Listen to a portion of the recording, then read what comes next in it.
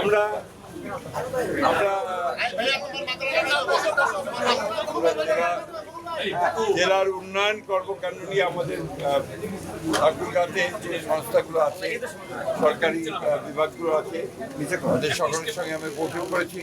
আমাদের জেলা প্রশাসকের সভাপতিকে অবহিত হয়েছি ঠাকুরগাঁ জেলায় আমাদের কি কি ধরনের উন্নয়ন কাজগুলো চলছে আর কি কি ধরনের কাজগুলো চলবে।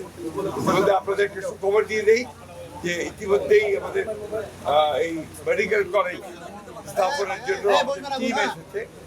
ইতিমধ্যে তারা রেজিস্ট্রির কথা হয়েছে, তারা জমি দেখে আজকেই নির্ধারণ করবেন এবং তারা আশা করছেন যে 2027-এর মধ্যেই তারা এখানে ছাত্র ভর্তি শুরু করতে পারবেন। তো এটা আমাদের জন্য ঠাকুরের জন্য একটা নিঃসন্দেহে ভালো খবর।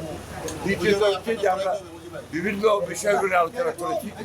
আমরা সবচেয়ে বেশি জোর দিয়েছি মাদক নিয়ন্ত্রণের জন্য। আমরা আশা করি যে আমাদের এসপি সাহেবের নিজস্ব ব্যক্তিগত তত্ত্বাবধানের মাধ্যমে অতি দ্রুত এর উপরে আজ থেকেই কার্যক্রম শুরু হবে। তৃতীয়ত আমরা জোর দিয়েছি একটা যে হাসপাতাল আছে, সেই হাসপাতালের সেবা উন্নত করবার জন্য আমরা গুরুত্ব আরোপ করেছি। আমাদের ঠাকুরগাঁও পৌরসভার উন্নয়নের জন্য আপনার কাজ হয়েছে, কথা বলেছি। আজকে কৃষির উন্নয়নের জন্য আমরা কথা বলেছি, কাজ করেছি। কত অনেকগুলো প্রজেক্ট আছে, সেই প্রজেক্টগুলোকে বাস্তবায়িত করার জন্য দ্রুত ব্যবস্থা নেওয়া হবে। একই সঙ্গে আপনারা আমাদের যে খাদ্য আমরা নিরাপত্তা নিশ্চিত করার জন্য সেই ব্যবস্থাগুলো। বিকাশ পেমেন্টে 10,000 টাকার বেশি অফার, শপিং চলছে তো গ্রহণ করা হবে।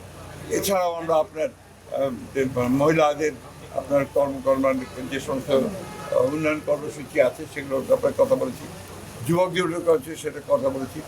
আমাদের যে ফ্যামিলি কার্ড, যেটা আমাদের মাননীয় প্রধানমন্ত্রীর সবচেয়ে বড় একটা আপনার কর্মসূচি, সেই কর্মসূচিকে অবিলম্বে আমার মনে হয় যে এই মাসের মধ্যেই হয়তো এটাকে আপনার ইমপ্লিমেন্ট করা হবে। রহিমনপুরের একটি ইউনিয়নকে ওয়ার্ডকে নেওয়া হয়েছে প্রাথমিকভাবে। এটার কাজ শুরু হবে আপনার পাইলট প্রজেক্ট হিসেবে। এইভাবে আমরা কাজ করি। অন্যান্য অনেক বিষয়ে কথা হয়েছে, প্রত্যেকটি বিষয়ে। তবে আপনাদের জন্য একটা খারাপ খবর আছে যে আমাদের জেলা প্রশাসক আমাদের ছেড়ে চলে যাচ্ছেন ওনার ব্যক্তিগত সমস্যার কারণে। আমি ব্যক্তিগত মনে করি যে আমাদের জন্য অত্যন্ত প্রয়োজনীয় একজন সরকারি কর্মকর্তা ছিলেন। উনি থাকলে আমরা অনেক বেশি উপকৃত হতাম। আমরা আশা করব যে ভবিষ্যতে যিনি আসবেন তিনি একইভাবে ঠাকুরগাঁওয়ের উন্নয়নকে প্রাধান্য দিয়ে তিনি কাজ করবেন। এই হচ্ছে মোটামুটি। স্যার, একটা প্রশ্ন আছে, সেটি হলো দুর্নীতি নিয়ে প্রশ্ন করি। সেটি হচ্ছে, যেহেতু আপনি এই মন্ত্রণালয়ের দায়িত্বে আছেন, স্থানীয় সরকার মন্ত্রণালয়ে, ঠাকুরগাঁয়ের হচ্ছে বেশ কয়েকটি সংবাদ এটি কিন্তু জাতীয় গণমাধ্যমে বিভিন্ন সময় উঠে আসছে। তেমনি ঠাকুরগাঁয়ের এই ডিসি অফিসে চাকরি করতো শহীদুল ইসলাম নামে একজন কর্মচারী, অফিস সহায়ক, সে কোটিপতি এখন। সেই জায়গা থেকে সরকারের যেই তৎকালীন আমলে সে কিন্তু এই সরকারি জমি দখল করে মানে কি ক্রয় করে সরকারের কাছে 3 গুণ দামে বিক্রি করেছে।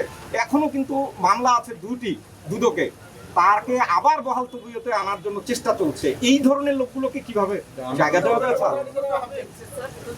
দুদকে মামলা চলছে এবং নিশ্চিত থাকতে পারেন যে এই ধরনের কোনো লোক এখানে আসতে পারবে। একটা বিষয়, উপদেষ্টাদের দুর্নীতি নিয়ে ইদানিং পত্রিকায় অনেক লেখালেখি হচ্ছে, তো বিএনপি সরকার কি এটাকে প্রসেসে যাবে কিনা?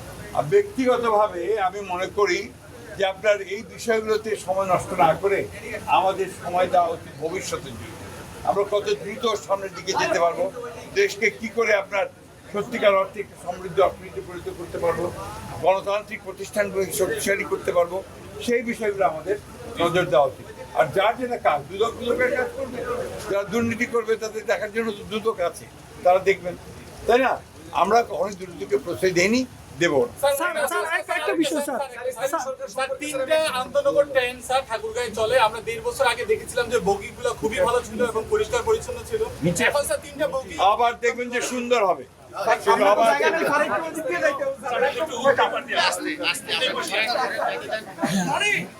অনেকে